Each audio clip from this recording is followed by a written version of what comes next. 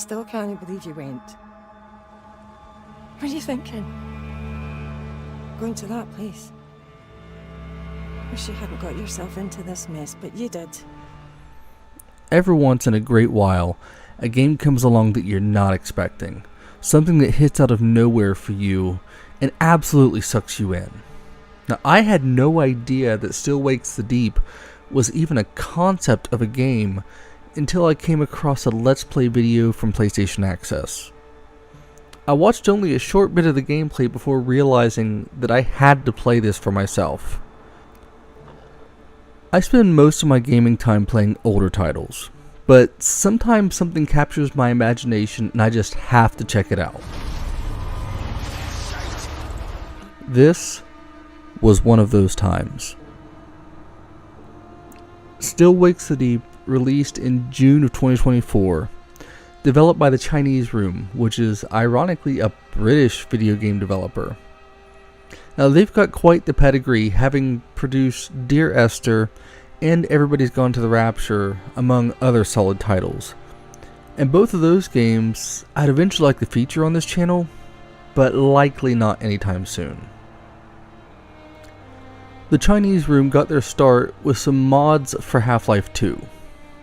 Man, it's crazy that that game would come up so soon after my last video. With one of those mods actually being Dear Esther before it was remade as a full-fledged standalone video game. The concept of the game was the product of Chinese Room co-founder Dan Pinchbeck, which I probably pronounced wrong. And he was the director before leaving the company in mid-2023 when John McCormick was promoted from the art director to heading up the project. The decision to use an offshore oil rig was there to add elements of fear of drowning, as well as to put it in a very claustrophobic setting. Still Wakes the Deep is set in Scotland, and the Scottish voice actors add a unique feeling to this game. Now, the voice acting here is absolutely incredible, with the characters coming off as authentic and believable. Is that yous behind schedule then? Oh, not yet. And not if the gods are smiling on us. So more fucked than ever. Oh, as fucked as you by the sounds of it. Look, you better get up there. The bossman sounds raging. And the subtitles actually do quite a bit to help here, as the actors will use Scottish slang, which makes the dialogue feel even more real, even if you do sometimes need the subtitles to understand exactly what's being said. The game takes place in the 1970s, which helps a lot with keeping it grounded in a degree of reality. There's no real communication with the outside world here.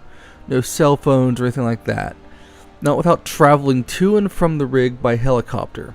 So, when things start going to hell, there's no easy way to get help. Now, the two games that I listed from the Chinese Room earlier are in a genre labeled as walking sims.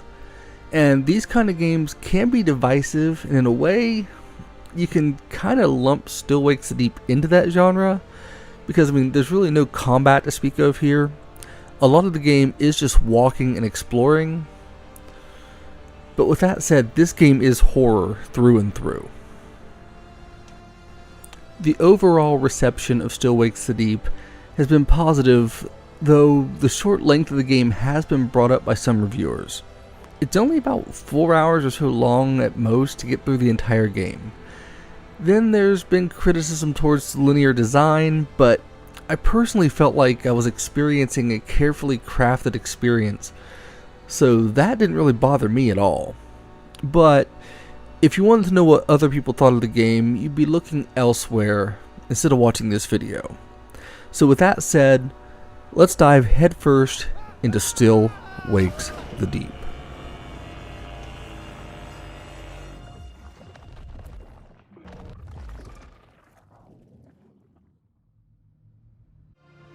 If you don't deal with this, then we are done for good.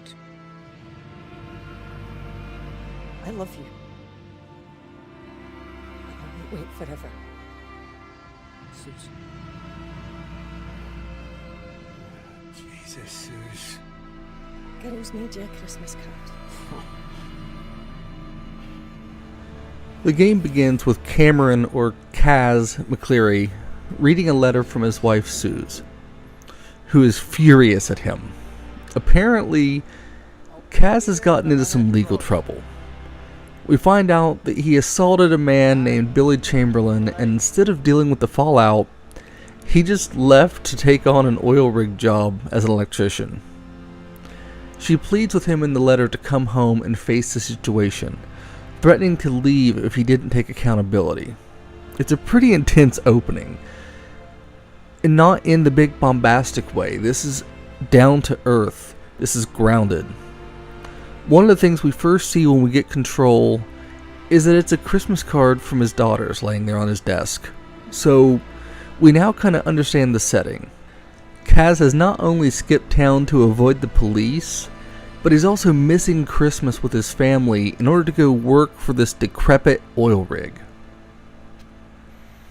A short bit of exploration lets you see just what the conditions are like here on this rig. There's leaky pipes, and even one of the sleeping quarters is completely flooded out. Kaz runs into Finley, a maintenance woman on the rig, who lets you know that the boss, Rennick, is looking for you. Apparently, he was given a letter from the police about your fight with old Billy, and is none too happy with Kaz. You explore a bit further around the rig, which just feels cold. And this is where I have to comment on the graphics of this game. This rig feels lived in. It looks incredible and so realistic. This rig feels like a place that existed long before you ever got there. The sparse Christmas decorations give a depressing feeling, and the pale light coming into the windows makes it feel even more dreary. Everything looks wet, which, I guess is kind of how you would expect it to be on an old offshore rig. One of the first things here that really caught my eye was just looking out the window. You can see all the raindrops hitting the opaque glass. You can look out enough to see a bit of the water, and some other windows will let you see more of the rig, and it all looks so real. As you explore, you get more of a feeling for the personalities of the crew here by just exploring some of their sleeping quarters. It's insane how much detail was put into these small and otherwise unimportant places. Decorations, personal pictures pinned on the walls and in the windows. It's easy to get an idea of how these people feel being out here, and just how they lived and dealt with being so far away from their loved ones. Eventually, you'll get to the canteen, where you can have conversations with several of the crew members. They've all got their own issues, with an old man, Adair, giving you hell for getting in trouble and getting really upset when you quit back at him. Slapped you in the face. I'd like to see you try and do my job. You wouldn't know a spark plug from a fucking hairdryer.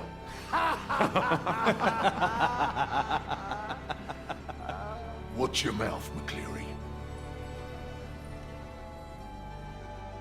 After some conversations, you can go and talk to Roy, the chef on the rig.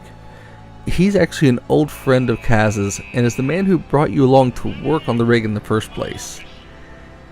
He's also Kaz's children's godfather, which really shows you how close these two are. Now, as soon as you start to talk to Roy, Rennick shouts for you over the intercom, calling you to his office.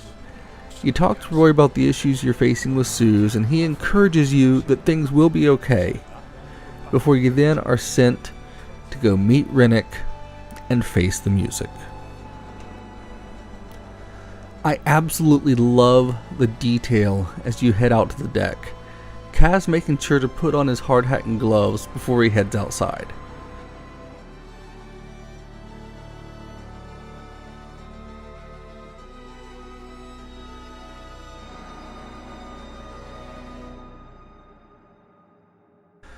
The place just looks and feels cold. And as you walk onto the deck, you can both see and hear the wind whipping around.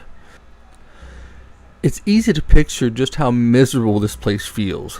Rain spitting down in a haze as you head through it. you stop along the way to talk to some of the crew, making small talk with them and seeing that these Scots, they're not letting anything really keep them down. The dreary weather, the drizzling rain, nothing. This all just feels like a real place, as I've said, ad nauseum already. When you're walking along, it's easy to imagine slipping if you move too fast in any direction, or if a strong breeze were to hit, you could feel like this could knock you off your feet and send you flying off this death trap. The game puts a lot of work into the world building here, even having you do some simple work like changing a fuse so that you can get the lift working. After all, Kaz is there as an electrician. It's literally his job.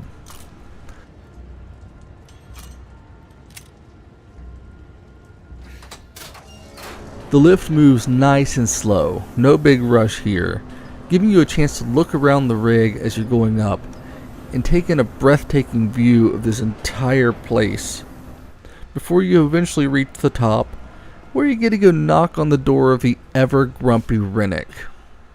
Well, here we fucking go. Now, eventually he'll invite you inside, and he's not exactly a delight. If you've ever worked for a boss who was just overbearing and nasty, you can kind of understand how Kaz must feel here. There's nothing at all about Rennick that makes him endearing. Shut your gob, you Ned prick! I am sick to fucking bacon of you wee gobshites messing with my operation. He shouts and cusses Kaz before taking a call. He tells the crew on the line to keep drilling, and it's clear that something isn't right, some sort of technical issue. Rennick then unceremoniously fires you. It's abrupt and cold. That's only a wee bit of trouble with the polish. I'm good with the lecky. I keep things running, you said it yourself. Out! Get off my rig! From there, you get to take the slow walk back off to the helicopter. It's over. You're going home, thanks for playing. But of course, as you reach the top, an eruption shakes the entire rig. Jesus, Gregor! You run to the aid of Gregor, another one of your crewmates, but there's nothing you can do as he's hanging off the edge for dear life. Now, the moment Kaz turns away, another quake sends him toppling back over and into the ocean below.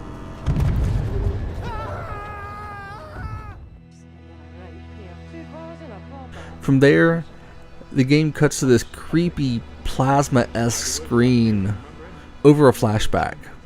You see Roy explain to Suze that he's going to take care of you as you head out to the rig. Now, before we move forward with the story, this is a good time to speak briefly about these flashbacks. Throughout the game, Kaz will have more of the flashbacks to the time on the mainland with his wife before he took off for the rig. They all give more context to why he's here and just what's been going on in his life. His wife did not want him to leave, and their marriage is heavily strained by what's going on. Susan, I promise you, we will get this straightened out. I will. You'd better.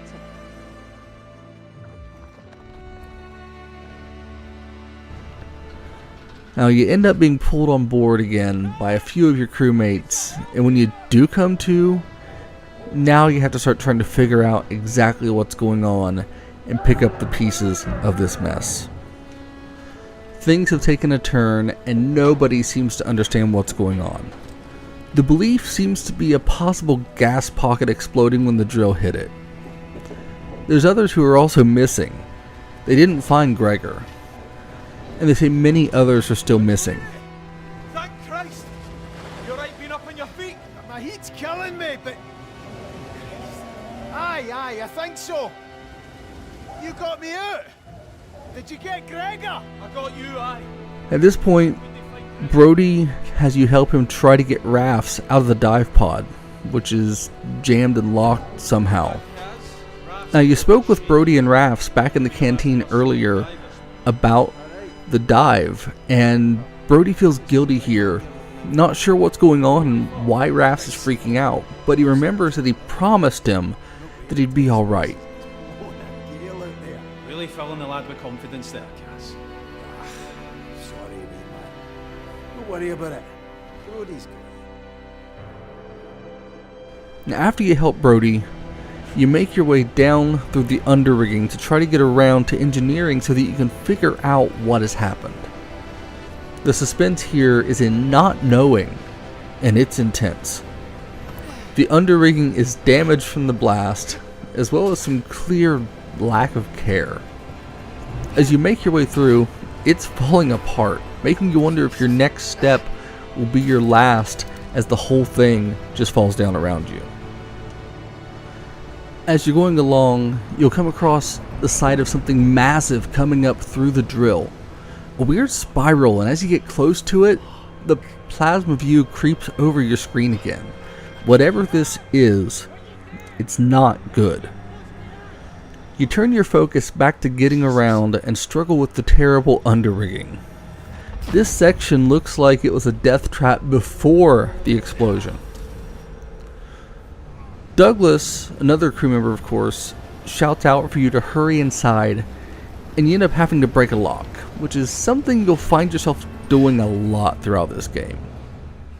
From there, you make your way along a narrow beam, dealing with fire and more before having to take a leap of faith, literally, to grab a ladder and climb up. This section is intense and serves as a great tutorial, getting you used to the mechanics that you're going to need to make your way through the game. And if you get through the underrigging and you thought that was scary, this game is just getting started.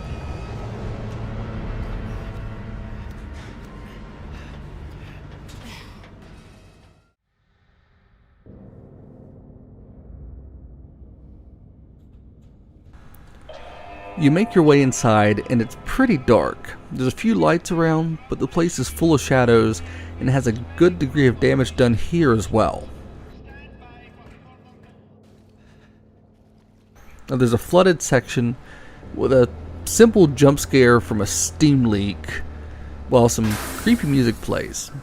Now, you'll find a section of the rig here that's ripped apart, giving you access to get forward before having you go through a vent, feeling every bit as claustrophobic as you might think. And of course, knowing that this looks like it was shredded really adds to the suspense, because clearly something very bad is happening.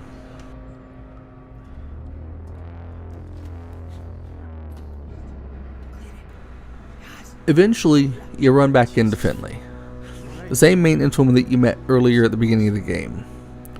She warned you that one of the other crew members has seemingly gone mad, and of course, you're locked alone in the section where he's lurking, a man named Gibbo.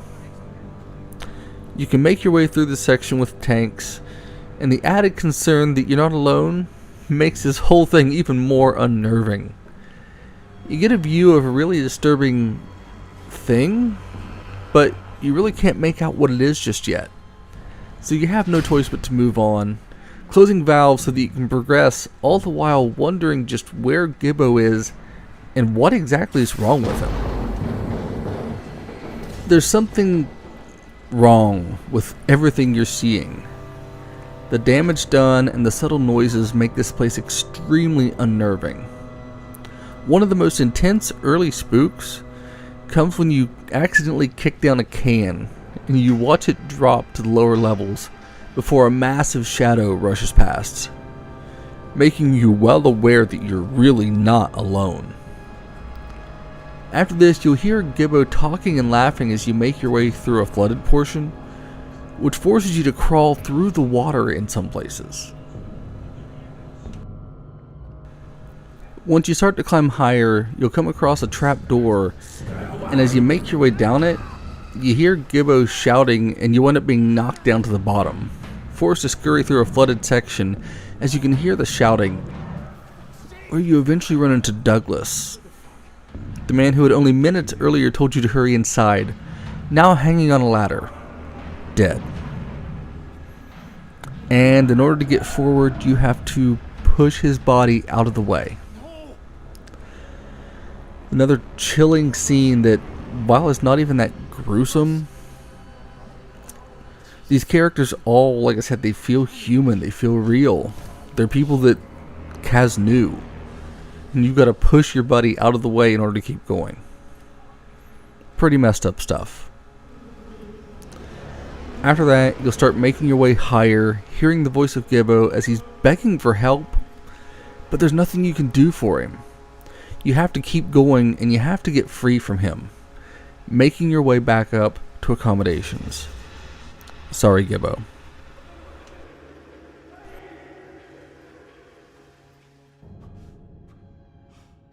Now, the first thing that you encounter in accommodations is a small space heater that Kaz desperately needs to warm himself up. Now, from my time playing, I don't think you'll die if you don't use these, but them being there just makes so much sense. It's December on a rig out in the middle of the ocean. The wind and water would have you constantly chilled. And you just crawl through a whole bunch of this really cold water here. Now, eventually you'll get past that, and there's a phone ringing. When you answer it, it's O'Connor, and he's trying to figure out what's happening just like you are. He's talking to you before the line cuts off, which, again, leaves you alone in accommodation with no idea what's going on. This section that you explored right at the start now goes from feeling cold and dreary to downright chilling as you travel through the empty area. You can hear screaming as one of the crew, Trots, is locked in a room with a bright light coming from it. Unfortunately, there's nothing you can do for Trots, so you have to travel on. Trots? Trots, is that you? I can't hear you, man. Open the door. Trots, the door's blocked. I can't get to you. Heading into the canteen to look for Roy. Now, he's there, and he's been barricading himself in a room with the food. Not the worst idea in the world. He was apparently scared by something that he saw, and he's absolutely right to be afraid. He asks you not to leave him, opening up about his fear and showing just how close he and Kaz are. But again, he trusts you to help him. You head out to try to find a clear way to get to one of the lifeboats, moving through this absolutely decimated section before finding a terrifying mass of strange goo material with a human head. Whatever it is, it lashes out and your view is overwhelmed by the stuff.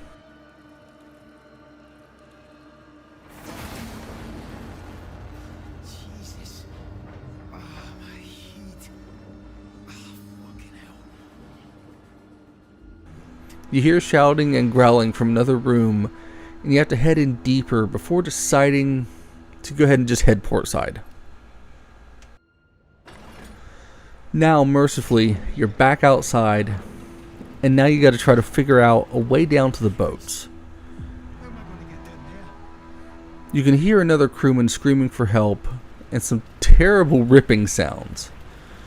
Stairs and other parts of the machinery are falling off of this rig. The place is a total death trap at this point, and you're forced to make the treacherous climb down. Once you get to the first lifeboat, the entire mechanism is wrecked and it's heavily damaged. Fortunately, the second boat looks like it's in pretty good shape. You just have to pull the pins and hit the release. Nothing too big, and then you'll be on your way to safety. Right. Now the lever. Get it into position. Nearly out of this. Or you would be if this rig wasn't so crappy that it just drops the boat down into the ocean, leaving you with no other choice. You've got to find your way back up now. Perfect. Now fucking what? At this point, Rennick calls and tells everyone to evacuate to the helicopter, and he lets you know that he's still not pleased with you, or if he is, he's about as much as he was before. Now, you've almost immediately got to put out a fire in order to progress, just adding to the stress of the situation. You're on an oil rig with random fires. Doesn't that sound fun? And then from there, you run into another ringing phone. Inez is on the line asking you to help as you can hear someone screaming. And then the call drops. It's terrifying to imagine what it would be like in this situation where whenever you're talking to people you just hear terrible sounds in the background and the calls end with you not having any idea what's going on or no clue if your friends are even alive. After this, Kaz will make his way back up into accommodations and he has to find his way back to Roy. Kaz is worried about getting back home to his family, and with good reason. Things here have gone terribly wrong and nobody has any idea what's going on. Of course, your way is blocked by more of this weird tentacle-like crap that's spread throughout the entire rig, meaning you have to find another way up through the vents and the subceiling. Now, as you head through, you start hearing more sounds that tell you once again you're not alone. And just as they start to get really creepy, you have to drop back down into the main level.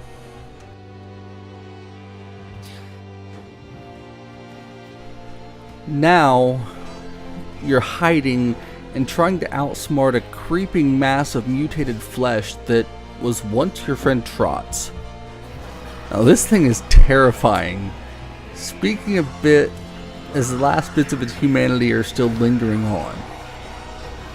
You'll be chased upstairs by the creature before eventually making your way back to Roy to tell him the bad news. And he doesn't look too well. This is where you realize that Roy desperately needs his insulin. By this point, you know that Rennick is calling for everyone to get up to the main deck to try to make an evacuation. So you tell Roy to go get his insulin, and you'll make sure that Rennick knows to wait for him. And now you're heading back out to the deck.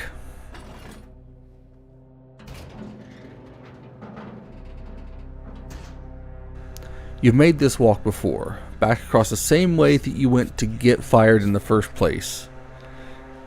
But it's much creepier now as the fog has set in, and there's an echoing howl coming from somewhere. You head down to the main deck, and you hear Rennick giving a warning to hurry up or be left behind. What a real swell guy and a great leader. Once you get down to the main deck, the situation goes from bad to, oh my god, so much worse.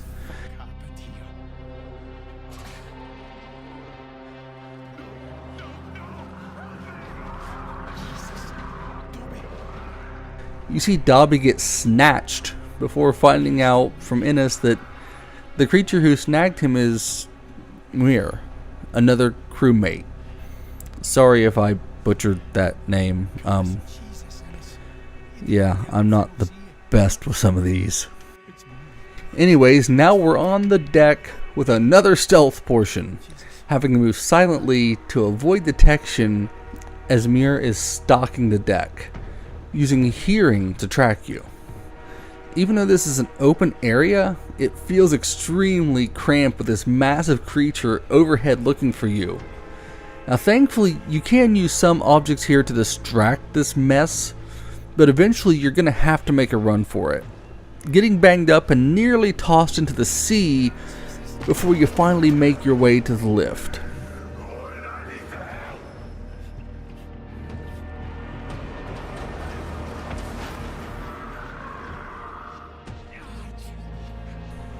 But of course, you aren't out of the woods yet though. This is the first part in the game where I really started to recognize one of the more gamey aspects. You know, there will be yellow paint spotted around in a lot of areas here as a sort of guide marker. I mean, it is subtle and it's pretty easy to ignore because, well, there would be paint and stuff like that here on a rig, and everything did get thrown around. But the thing is, if you pay enough attention to your surroundings, you will start to notice it. Eventually, Kaz will reach a lift and moves it to make a way for Ennis to get through.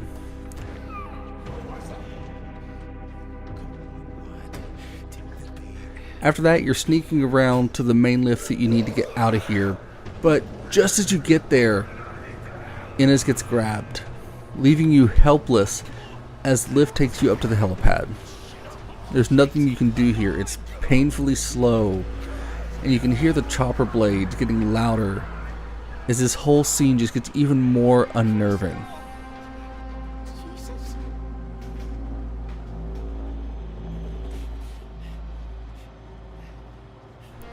Once you get to the top, you can hear Rennick and Archie arguing as Rennick is trying to go ahead and abandon everyone.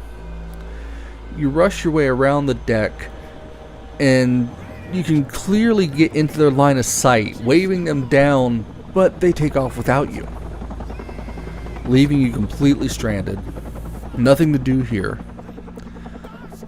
But before you have a time to really think about what's happening, the chopper comes back completely out of control and crashes into the side of the rig.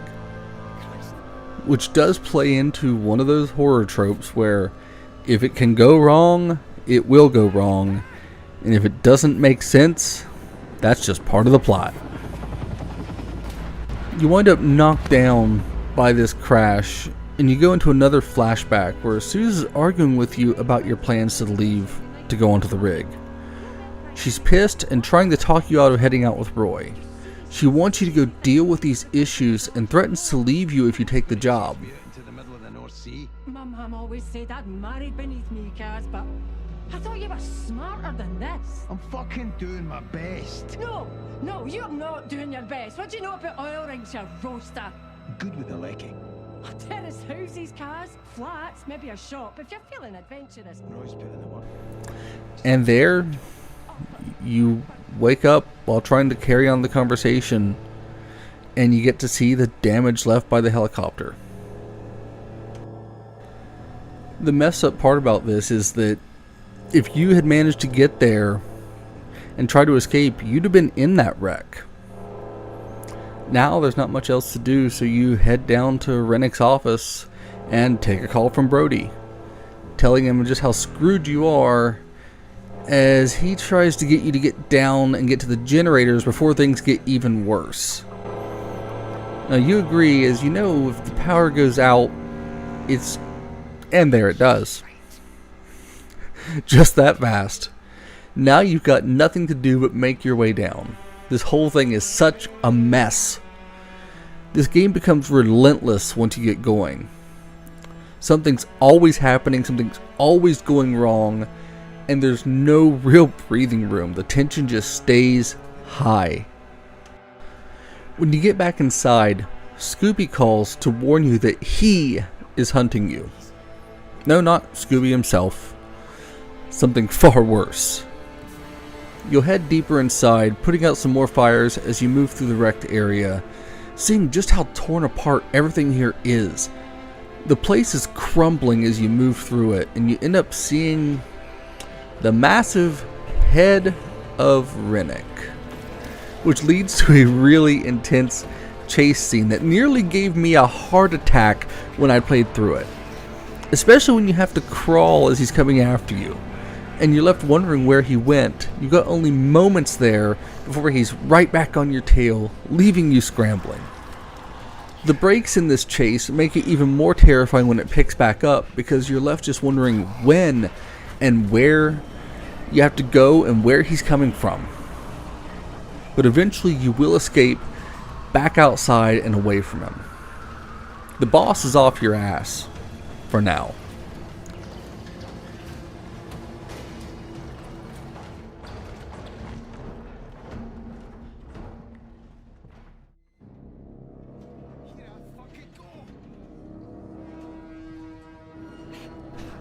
From there, you get a hop onto the helicopter as it dangles and use it to get to another platform. Moments afterwards, it falls back into the ocean as well. This entire place feels cursed.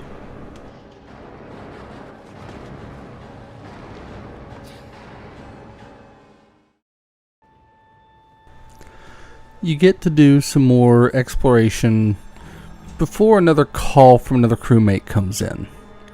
This one, of course, is also in danger, and now, if you hadn't faced enough fears yet, let's go ahead and add the fear of drowning on the rig to your list. You climb down and you make your way along the side of the rig before heading back into a pitch black section, forcing you to use your small light to navigate the area. Now we're covering the fear of the dark, getting caught in a gas leak that you have to put out before it kills you, and then making your way on through this darkness as you move into engineering so you can try to fix the generators. Kaz is immediately greeted with some red floodlighting that barely illuminates the darkness, making this place even more terrifying. You'll find Finley is still alive, and thankfully she tells you what you have to do to get these generators working again. Now, she's stuck at a higher deck and she can't get down to where you are. At least there's usually reasons, even if only thinly constructed ones, as to why you are the one doing all the work. Kaz is an electrician after all. Unfortunately, Kaz sets off an alarm when he's getting everything fired up, and the generator fails shortly after, forcing you to do even more work to get the power restored. Just as you hear a terrifying scream from the place that you of course have to get into because, we can't have nice things. Kaz makes his way into the next area and immediately runs into a mass of this weird whatever is causing all the hell on the rig. The area is dimly lit and you have to use your light to navigate again. The sounds of screaming adding a dark foreboding to the situation. As you continue along, you'll come across several throwable items, hammers, wrenches, cans, and the like. And this area has been wrecked by something, and it seems pretty clear, and you'll figure out in a hurry that you are absolutely not alone. Your old friend Adair is back. Well, what's left of him. And he likes you about as much now as he did in the beginning of the game.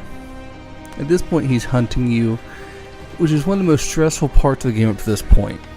Now, you can throw him off by tossing items in the other direction, which will give you small windows to progress before he gets back on the hunt. And boy is he unnerving to look at.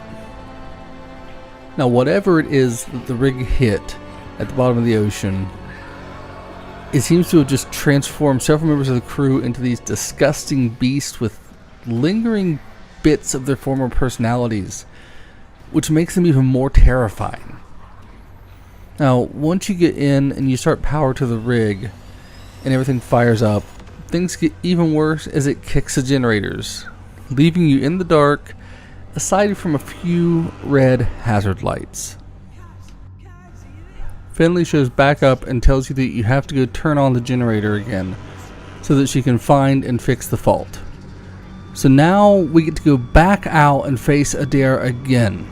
Now, he's gone for the moment, but that does nothing to lessen the tension as you have to fire back up the noisy generator before being sent back to mud handling, as you have to start playing more hide and seek.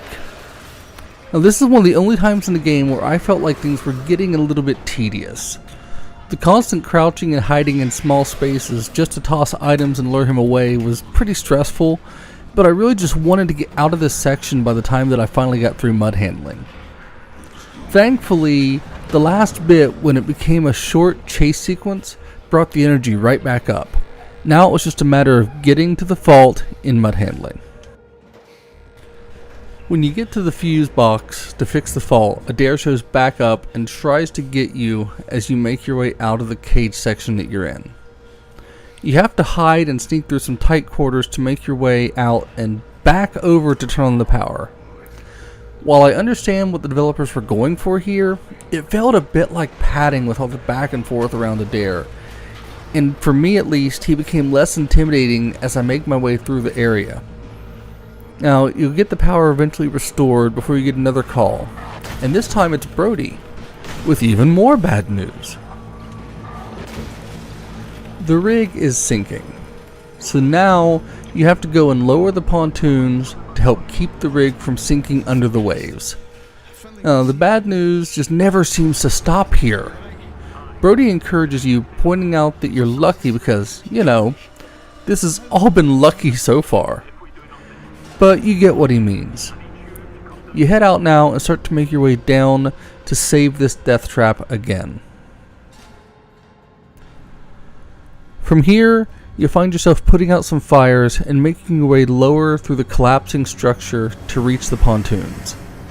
Now, there's a lot of climbing and jumping as you make your way down in a section where there's really no threat hunting you for a change. But the lack of knowing what's coming next keeps the tension high. Battling the unknown can be extremely satisfying, and the time here trying to level out and keep the rig from sinking is less eventful, but the entire time you're just waiting on the next horror to jump out at you as you lower the first pontoon. Once it's stabilized, Brody calls over and tells you that he's got one side as well. So now you're halfway through this section already, and now you get to swim through the filthy oil and water.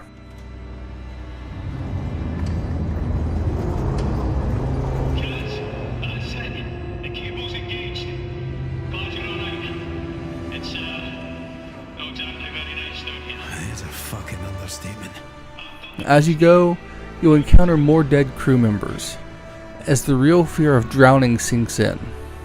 The sight of men who died of a more natural cause than whatever happened to Rennick and Company, it grounds this game again in classic horror.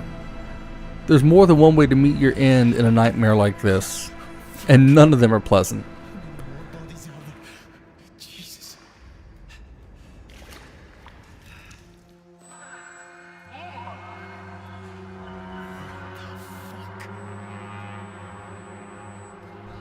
You get to a flooded area, and a speaker is all sorts of messed up. Or a voice in your head, maybe?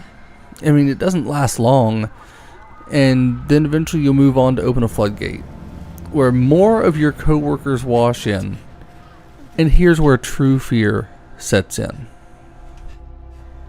Kaz has to go into an extremely tight area, and just as he does, the water level rises, leaving you to scramble underwater, holding your breath for what feels like forever. When I played through this section, I found myself holding my breath alongside Kaz, caught up in the terrifying moments. Once you get out of the water, you've got to go to the debris control and then leap into a fast-moving water pipe to get washed up into another area. This water fun just won't end, and as you're climbing higher, a pipe bursts and the area that you're in begins to flood rapidly. Now you're fighting against time and the water to get to a higher altitude to find a way out. Seeing the gratings over your head as you're going up can be extremely stress-inducing, and there's only your tiny light, and it's so easy to lose all sense of direction as you're trying to get higher and avoid drowning. Eventually, Kaz gets out of the water and finds a door, letting him get out of the horror to hear that Brody has taken care of his side. So now, it's up to you. You get to take another dip under the water and swim for your life before finding a way out. The oil in the water has Kaz struggling, and you start to hear something angry crying out as you head through another chamber. The darkness, the tight quarters, and the water let you trigger several real fears before you see another Lovecraftian horror emerge as well. Seeing O'Connor has been grabbed and has been taken into the mass. He's alive, maybe, begging for help and being transformed as he tries to pull you in. But it's clear that he's not in control as this mass tries to add you to its numbers, forcing you to fight it off and run for your life to the next chamber. From there, you can see fires all over as you trigger the tension winch to set the pontoon. Brody's excitement actually gives a small feeling of hope. Maybe you can stay alive long enough to survive this nightmare. Just maybe. Now Kaz gets to climb up, lowering a platform that's going to bring him up out of this leg of the rig. The entire time I was just waiting on something else to lunge from the darkness and grab me. And as the lift takes us up, this leg is swarmed with this mass, and it's such a surreal sight being lifted towards the light as you're encircled by whatever this thing is. Once you reach the top, you make your way through the door and back into accommodation. You can find another space heater and take a moment to try to catch your bearings. Kaz decides as he's thawing out that he needs to go check on Roy again. Now it's dark outside now, showing just how long you've been at it. And this darkness only adds to the fear and tension. You call Roy to fill him in on what's happened, and it's a nice change of pace to be catching up with him here as opposed to all the running and hiding and being terrified so far. You know that whatever's coming ahead is going to be even worse than what you faced so far. Roy assures you that your family loves you, motivating you to keep going. He tells Kaz that it's okay and gives you the words that he needs to keep moving. Will you make it to the cabins all right? Yeah, I'm on the way now. You, be on yours. I'm praying for you, mate. Remember, Jesus loves you, Kaz. Everyone else thinks you're a god. All right, pal. Afters.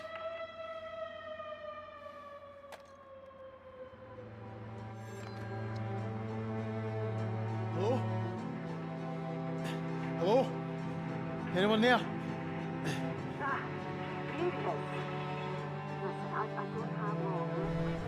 After the call, the phone rings again and it's Suze? But it makes no sense. She has no way to reach you. It's all playing in your mind. You hear yourself as well and hang up knowing that this is very wrong.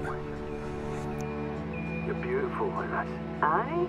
Well, I feel like an elephant. Christ, what is this? Suze! Suze?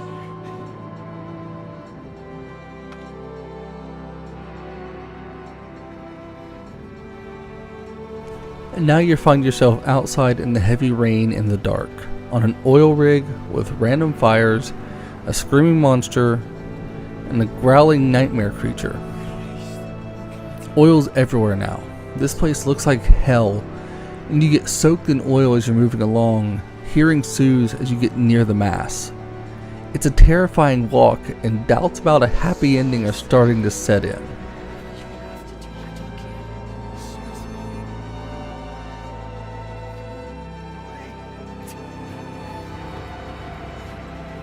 Brody. Fucking hell, how you doing? Better than you by the looks of it. Did you see any others? You finally catch up to Brody, and he tells you that the stack is now messed up too. The stack could fail, and everything will go boom. Now Finley is off trying to get past Rennick, and things have gone to hell. You got no choice now. You have to go over to fix the stack. Brody reminds you that you don't know how to work the controls, so you get to do the dangerous stuff. You know, because you haven't done enough of that already today.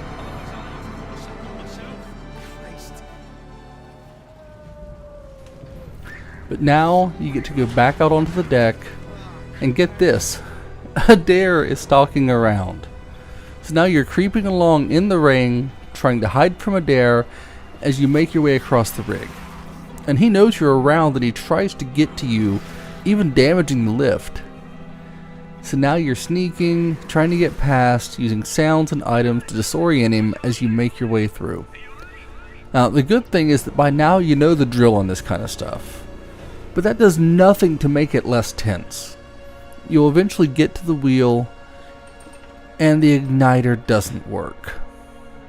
So now, you have to go onto the stack and manually light it. But, only after you wave to Brody to let him know that you absolutely understand the job.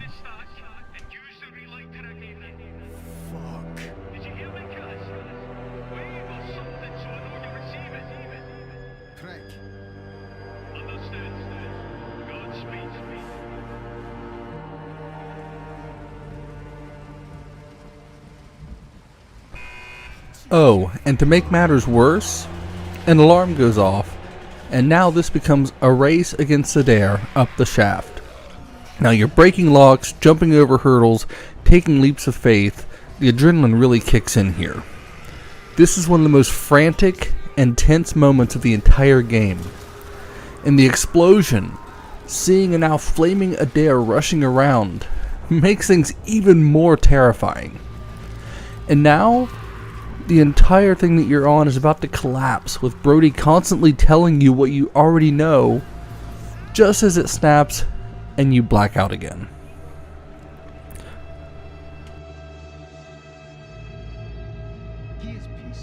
Oh, I'm sorry, love. I'm not being difficult. I'm just trying to pick up the pieces of your mess. He wouldn't let it go, okay? He's carried a fucking torch for you since school. He's always hated me for being the bigger man and for having you in those beautiful fucking ways. Oh, no. Bigger man. You are shitting me, McCready. You're the bigger man. You didn't hear him Thomas got more praise and bigger man. Now you're viewing a fight between Kaz and Suze. It's heartbreaking. Suze is at her wit's end and just wants Kaz to make things better. Listening to the fight, this is the kind of thing that so many people go through. But now, we're back in the nightmare as we wake up hanging on the side of the underrigging again. Christ. Ah, you bastard. There's a red light washing over the entire area, and it looks like a watery hellscape. You make your way back along the crumbling rigging, knowing that you desperately need to get back to the deck now. The sea is raging, and as you move, you can hear your wife's voice again, knowing that somehow, whatever the creature, mass, hellspawn is, it's got to be responsible.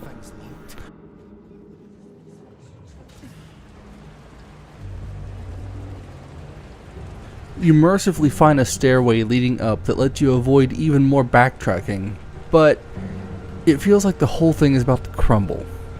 This fleshy mess consuming the rig as you're struggling along, just trying desperately to get back up.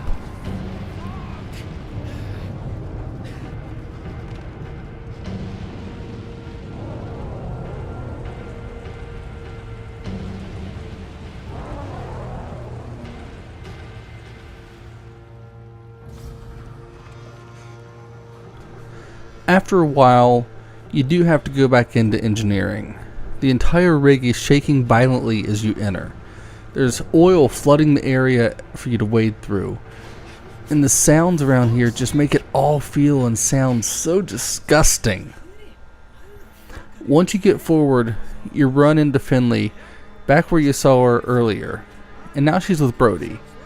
There's a small reunion, and right on cue, Brody has another job for us. Now, when I first heard this, I groaned in frustration. And it's not that I wasn't enjoying the game, but just this constant, here's a job, go do it situation was just grating on me. I wanted to feel like I was making progress again. And thankfully, mercifully, Roy calls over the intercom asking for help. Kaz argues with Brody briefly and makes it clear that he's going to go help Roy.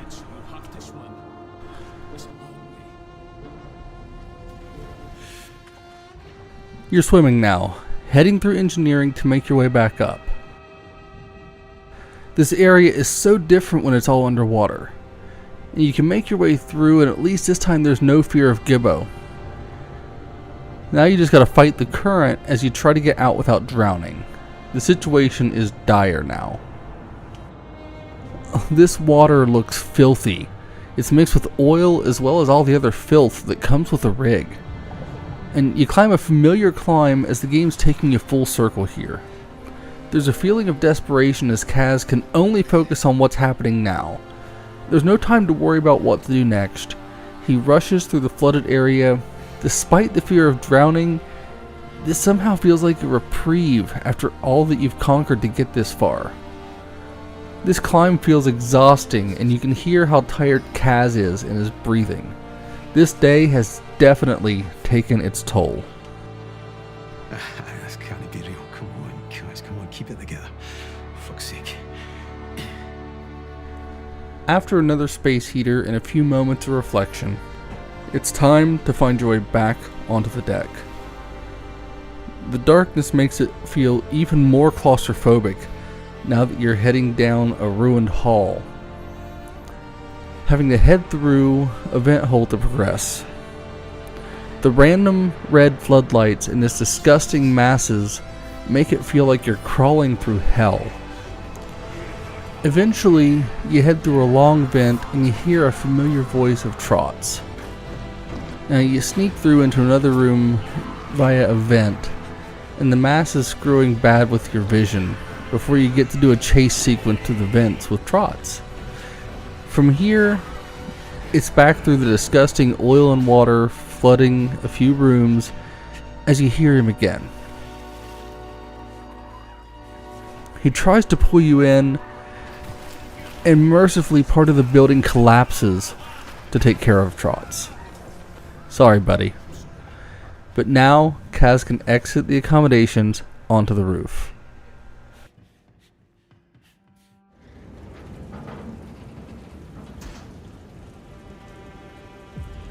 He's desperate here, shouting for Roy as the rig is swaying and moving along.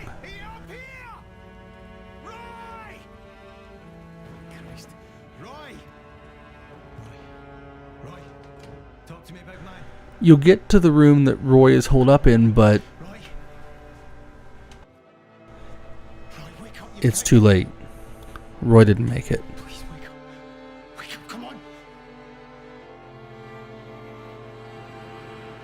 Oh, you bastard. Not done in by any creature or anything like that, but from not getting his insulin. You were too late. Kaz is heartbroken. Roy was his best friend, the godfather of his children. He was family, and now he's gone. Kaz is lost. He doesn't know what to do. There's been plenty to be scared about, but this brought me to tears. She loved you, big man. She really loved you. So did my girls. Wait, what am I going to tell them? Oh, sorry. Your Uncle Roy's not coming home. Aye, I know. Me and Ollie. I love this big man, do you hear me?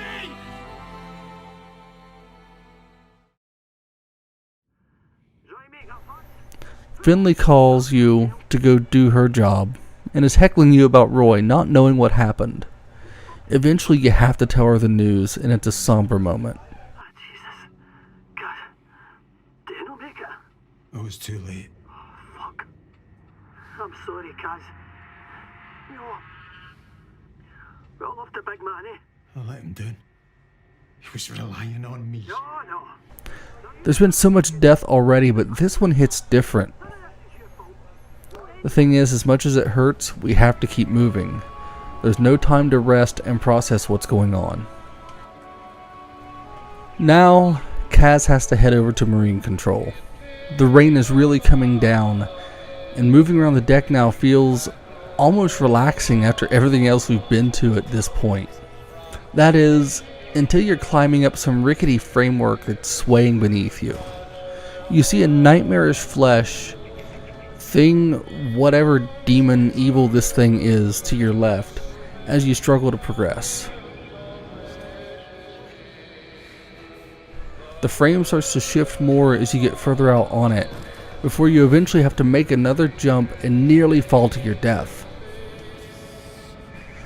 It's crazy how this hellscape now feels peaceful and is actually a fun area to cross, walking past all the fires as you get into Marine Control.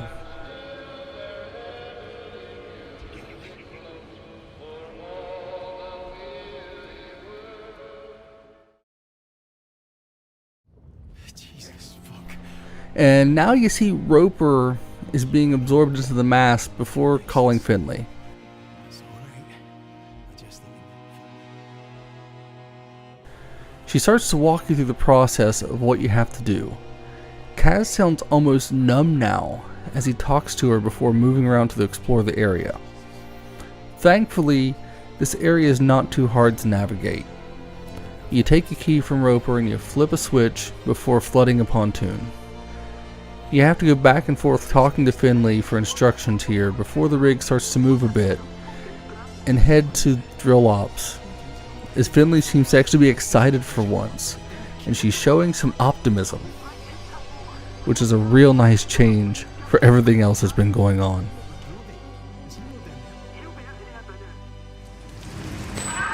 Suze.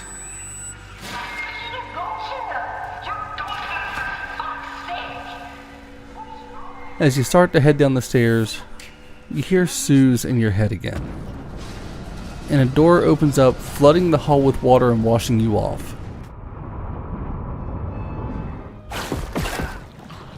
You climb up and get snagged by the mass as it wants you now, and you get flooded again, swimming upward.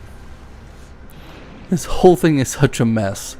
The rooms are all lit up red, and everything is shaking and flooding. It's an absolutely terrible experience, coming up for air when you can, as you have to keep swimming along and searching desperately for a way out.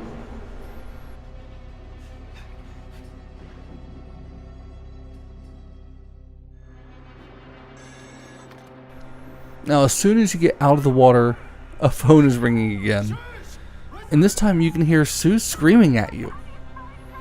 Kaz tries to shout back at her, but it's no use. Insanity seems to be a big problem, just like anything else here now. And as you head for a door, you fall into rapid water yet again, being washed along with no idea where you're going in the dark.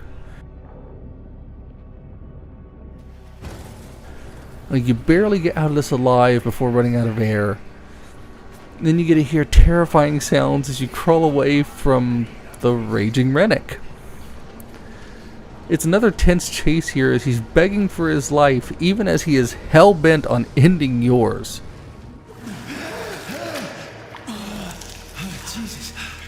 Jesus, that was...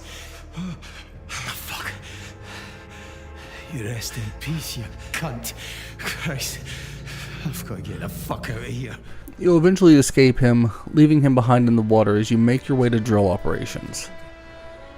And it's around this point when you get the feeling that things have to be wrapping up soon. And somehow, they aren't getting any better. Finley's on the phone and she lets you talk to Brody. He lets you know that he is trapped in the pontoons now. The rig is close to total disaster and Brody's a goner. He seems relegated to his fate and is disturbingly calm.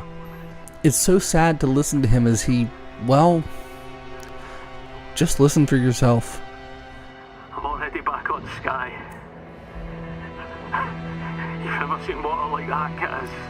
Clear, peaceful. You just let go and everything's fine. That sounds beautiful. You go one day. Bye.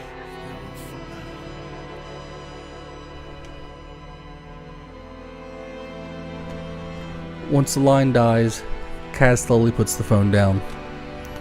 He turns to Finley, who seems to have her own plan now, and she's got an idea to end this. Captain, alright, what do you mean? I'm ending this.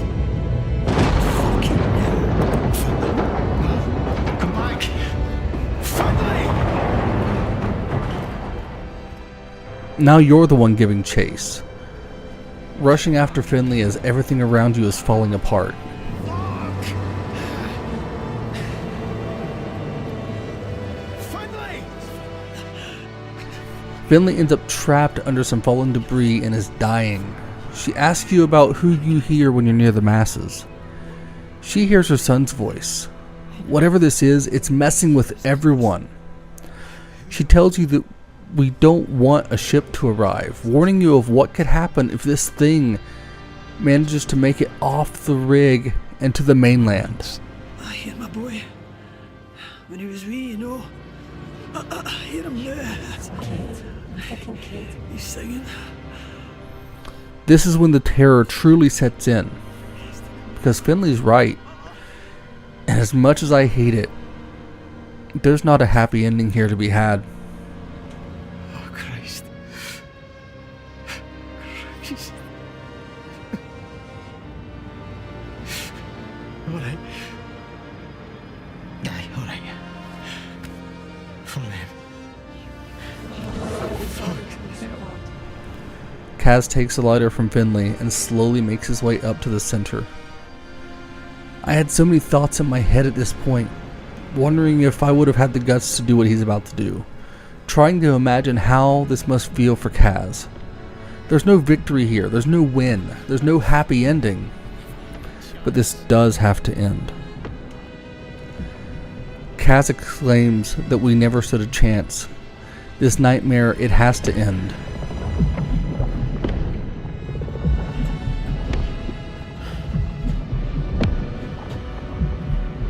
I'm sorry, Sus. I'm so sorry.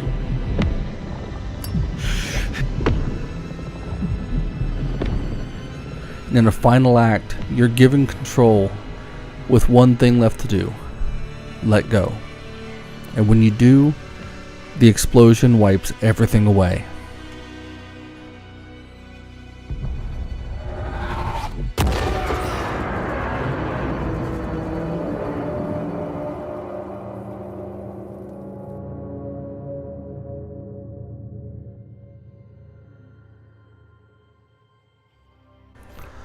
Now you're taken back to Kaz and Suze having a pleasant conversation. It's peaceful. But listening to this feels like a dull pain. Somehow comforting despite how it hurts. Kaz's most important moments are flashing here now. He promises to be there for his family, and then... Well, looks like someone did a good job of spreading it about your face.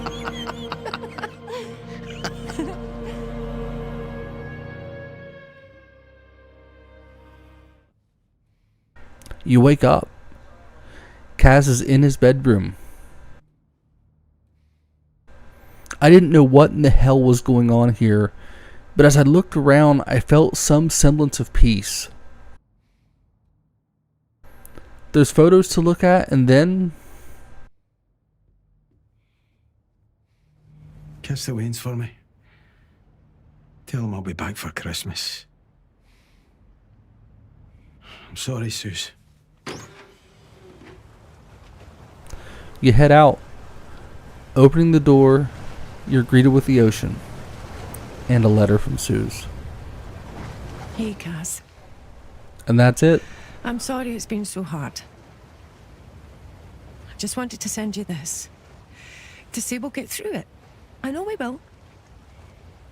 Just take care out there and bring my beautiful big gallus man back home in one piece, okay? I miss you and I love you.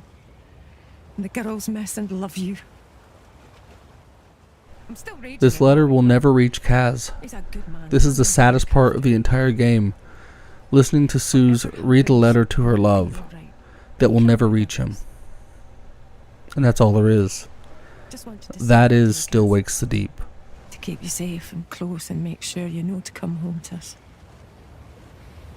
I love you, Cameron McCleary. Be safe out there on those waters. My man. My love.